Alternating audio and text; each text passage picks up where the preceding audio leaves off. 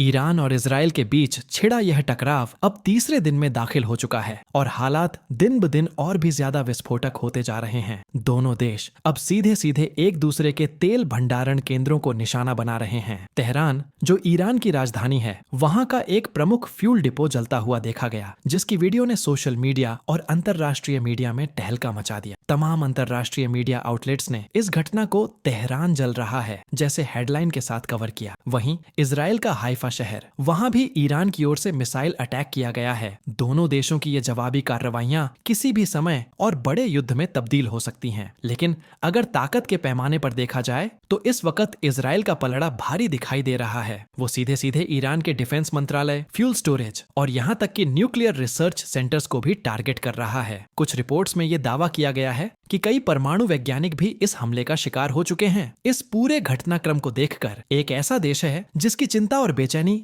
अब जगजाहिर हो चुकी है, और वो है पाकिस्तान। पाकिस्तानी मीडिया में एक के बाद एक ऐसी रिपोर्ट्स और लेख सामने आ रहे हैं जो ये संकेत दे रहे हैं कि अगर यह टकराव और बढ़ा तो अगला निशाना पाकिस्तान भी बन सकता है। पाकिस्तान के रक्षा मंत्री ख्वाजा आसिफ, जो अक्सर अपने बयानों को लेकर चर्चा में रहते हैं, उन्होंने हाल ही में बयान दिया कि पूरी मुस्लिम दुनिया को अब एकजुट होना होगा, वरना हर देश को अलग अलग निशाना बनाकर मिटा दिया जाएगा। उनका कहना है कि अब वक्त आ गया है कि सभी मुस्लिम राष्ट्र एक साझा मंच पर इकट्ठा हों और इस बढ़ते खतरे का मिलकर सामना करें। इस बयान के बाद पाकिस्तान की सियासी गलियों में सरगर्मी और बढ़ गई है। तमाम राजनीतिक विश्लेषक मान रहे हैं कि पाकिस्तान को अब अपनी विदेश नीति, सुरक्षा रणनीति और वैश्विक गठबंधनों को लेकर फिर से सोचने की जरूरत है। जैसे जैसे हालात आगे बढ़ रहे हैं, पूरी दुनिया की निगाहें पश्चिम एशिया पर टिकी हुई हैं, और अगर इस आग में कोई और देश शामिल होता है तो यह संघर्ष पूरी मानवता के लिए एक बड़ा संकट बन सकता है। पाकिस्तान की पार्लियामेंट में इन दिनों जो माहौल बन चुका है वो सिर्फ चिंता का नहीं बल्कि गहराती घबराहट का संकेत दे रहा है। असद कैसर ने हाल ही में सदन के भीतर खड़े होकर जो बात कही, उसने पूरे देश को सोचने पर मजबूर कर दिया। खुदा न करे मगर कहीं ऐसा न हो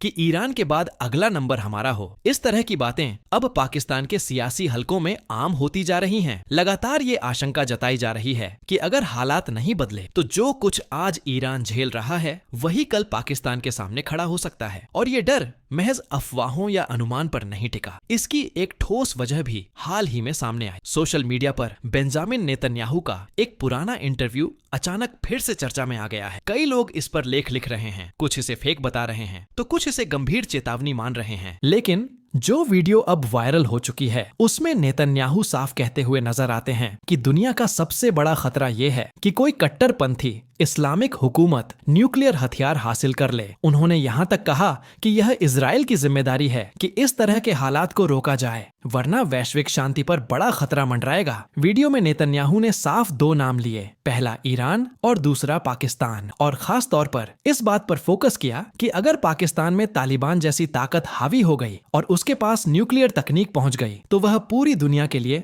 सबसे बड़ा खतरा साबित हो सकता है। हालांकि यह वीडियो आज की नहीं बल्कि 10 से 15 साल पुरानी बताई जा रही है। उस इंटरव्यू में उनसे सवाल किया गया था कि आने वाली पीढ़ियों के लिए सबसे बड़ा खतरा क्या है और हमें आज क्या करना चाहिए ताकि उस खतरे से बचा जा सके। इस सवाल के जवाब में उन्होंने न जलवायु परिवर्तन का नाम लिया, न पानी की कमी का, न जनसंख्या विस्फोट का, बल्कि सीधा यही कहा कि किसी ऐसे संगठन या सरकार को न्यूक्लियर हथियार न मिले जो कट्टर सोच रखती हो। नेतन्याहू के बारे में एक बात जो गौर करने लायक है वो ये कि उनके विचारों में लगातारता है। जो सोच उन्होंने 20 साल पहले रखी थी वही आज भी दिखती है। उनकी पॉलिसी और नजरिया बदलता नहीं है। इसीलिए जब वो पाकिस्तान और ईरान को लेकर बोलते हैं तो उन्हें हल्के में लेना खतरनाक साबित हो सकता है। अब यही बात पाकिस्तान के भीतर बेचैनी का कारण बन चुकी है। सोशल मीडिया से लेकर संसद तक यह डर फैला हुआ है कि कहीं इजराइल की अगली नजर पाकिस्तान पर न हो। और यह डर यूं ही पैदा नहीं हुआ, उसके पीछे ऐसी बातें और बयान हैं जो चाहे पुराने हों लेकिन आज के हालात में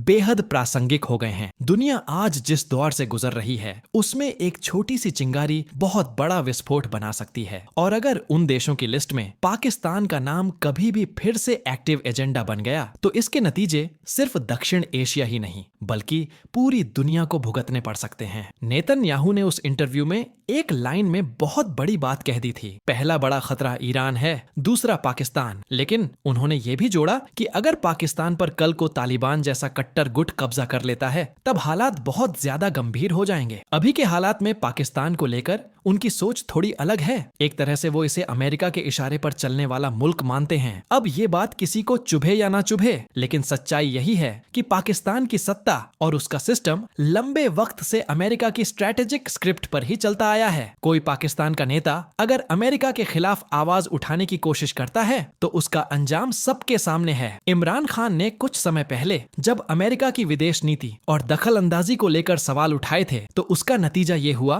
कि एक के बाद एक मुकदमे लाद दिए गए और वो तब से सलाखों के पीछे हैं और ऐसा लगता नहीं कि वो जल्दी बाहर आने वाले हैं। इतिहास भी यही दिखाता है। पाकिस्तान का कोई भी बड़ा नेता जिसने अमेरिका को चुनौती देने की हिम्मत की, उसे या तो सत्ता से हटा दिया गया या फिर सजा दिला दी गई। अमेरिका की मौजूदगी वहाँ केवल रणनीतिक नहीं बल्कि टेक्निकल भी है। F-16 जैसे एडवांस फाइटर जेट्स पाकिस्तान को अमेरिका से ही मिले हैं और उनकी देखरेख के लिए वॉशिंगटन हर साल पाकिस्तान को लगभग $400 मिलियन मुहैया कराता है। अब कल्पना कीजिए, जिस दिन वॉशिंगटन और तेल अवीव को ये लगने लगे कि पाकिस्तान अब उनके कंट्रोल में नहीं रहा, तब क्या होगा? अगर तालिबान जैसी ताकतें वहां जमीनी पकड़ बनाने लगें और सत्ता तक पहुंचने लगे, तो वही पाकिस्तान जिसे अभी सॉफ्ट पपेट माना जाता है, उस पर भी वैसा ही हमला हो सकता है जैसा आज ईरान झेल रहा है। सड़कों पर चाहे जितने भी लोग यूएस और इजराइल के झंडे जलाएं, वहां की पब्लिक भले नाराज हो, मगर इजराइल को फर्क पड़ता है वहां के पावर सेंटर से। आर्मी चीफ जैसे लोग, जैसे आज के समय आसिम मुनीर या पहले जनरल बाजवा, इनके सारे बैंक अकाउंट अमेरिका में हैं। ट्रेनिंग भी वहीं से हुई है और पाकिस्तान की इकोनॉमी भी IMF, एशियन डेवलपमेंट बैंक और वर्ल्ड बैंक के जरिए ही सांस ले रही है। लेकिन ये भरोसा, ये नर्म रवैया ज्यादा देर टिकेगा नहीं अगर इन लीडर्स से वॉशिंगटन का भरोसा उठ गया। और जिस दिन अमेरिका ने ये तय कर लिया कि पाकिस्तान अब सुरक्षित नहीं रहा, तब उसका पूरा तंत्र हिल जाएगा। सबसे पहले तो F-16 जेट्स के पीछे जो अमेरिकी टेक्नोलॉजी है वो बंद कर दी जाएगी। माना जाता है कि इन जेट्स में एक तरह का किल स्विच होता है जिससे अमेरिका इन्हें रिमोटली बेकार कर सकता है। हालांकि पाकिस्तान की जो अमीर तबका है, सत्ता में बैठी एलिट क्लास, उन्हें इतना अंदाजा है कि अगर किसी चरमपंथी संगठन ने वाकई ताकत संभाल ली तो पूरा मुल्क तबाह हो जाएगा। और शायद यही वजह है कि वो किसी भी हाल में तालिबानी ताकतों को हावी नहीं होने देंगे। पर यह भी एक कड़वी सच्चाई है कि अगर हालात वहां बेकाबू हुए, सरकार गिरी, सिस्टम फेल हुआ, तो भारत के नजरिए से देखा जाए ये खुद में एक तरह का सुरक्षा कवच बन जाएगा। क्योंकि जिस दिन पाकिस्तान अपनी ही आग में जलने लगेगा, उस दिन उसकी ओर से बाहरी खतरे खुद ही खत्म हो जाएंगे। अगर हालात ऐसे बनते हैं कि पाकिस्तान की सत्ता कट्टरपंथी ताकतों के हाथ में चली जाती है और अफगानिस्तान की तर्ज पर तालिबान जैसा शासन वहां स्थापित हो जाता है, तो यह केवल क्षेत्रीय नहीं बल्कि वैश्विक स्तर पर एक बड़ा खतरा बन जाएगा। उस स्थिति में हालात कुछ ऐसे होंगे जहां पाकिस्तान से निकलकर बड़ी संख्या में लोग दूसरे मुल्कों की ओर पलायन करेंगे। और जैसे ही यह इनसिक्योरिटी फैलनी शुरू होगी, एक देश सबसे पहले एक्टिव होगा और वो है इजराइल। जिस तरह फिलहाल ईरान को लेकर इजराइल की सैन्य प्रतिक्रिया दिख रही है, एयर स्ट्राइक्स, फ्यूल डिपो पर हमले, टारगेटेड ऑपरेशंस, वैसी ही सख्ती पाकिस्तान को लेकर भी सामने आ सकती है। इसकी वजह साफ है, पाकिस्तान के पास भी लंबी दूरी तक मार करने वाली मिसाइलें हैं और अगर कल को उनका कंट्रोल चरमपंथियों के हाथ में चला गया तो इजराइल की सुरक्षा सीधे तौर पर खतरे में आ जाएगी। ये बात अब कोई काल्पनिक थ्योरी नहीं रही, ये भू राजनीतिक हकीकत बनती जा रही है। और सबसे खास बात यह है कि अब इस विषय पर केवल अटकलें नहीं लग रही हैं, बल्कि जो तथ्य सामने आ रहे हैं, चाहे वो वीडियो फुटेज हो, सैटेलाइट इमेजेस या जमीनी रिपोर्ट्स, वो सभी यह दिखा रहे हैं कि इजराइल अपने दुश्मनों के खिलाफ एक स्ट्रेटेजिक और प्रीएम्प्टिव अप्रोच पर चल रहा है। बहुत बार जब ये बात पहले की जाती थी कि इजराइल को पाकिस्तान भी उतना ही चिंताजनक लग सकता है जितना ईरान, तो लोग इसे हल्के में ले लेते थे। लेकिन अब ईरान पर चल रही सीधी सैन्य कार्रवाई ने यह बात साफ कर दी है कि इजराइल केवल बातों से नहीं, प्रैक्टिकल एक्शन से जवाब देता है। और अगर पाकिस्तान के भीतर हालात और ज्यादा अस्थिर होते हैं, सरकार बिखरती है, सेना कमजोर होती है और चरमपंथी ताकतें आगे बढ़ती हैं, तो आने वाले वक्त में यही पाकिस्तान अगला निशाना बन सकता है। जिस सीन को आज हम ईरान में देख रहे हैं, वही तस्वीर भविष्य में पाकिस्तान को लेकर दोहराई जा सकती है। इस पूरे घटनाक्रम से एक बात साफ होती है, यह कोई कॉन्फ्लिक्ट या टकराव भर नहीं है, यह उस मानसिकता के खिलाफ एक संगठित जवाब है जो दुनिया की स्थिरता को खतरे में डाल सकती है। और इस जवाब की अगुवाई इजराइल कर रहा है, बिना झिझक, बिना रुके।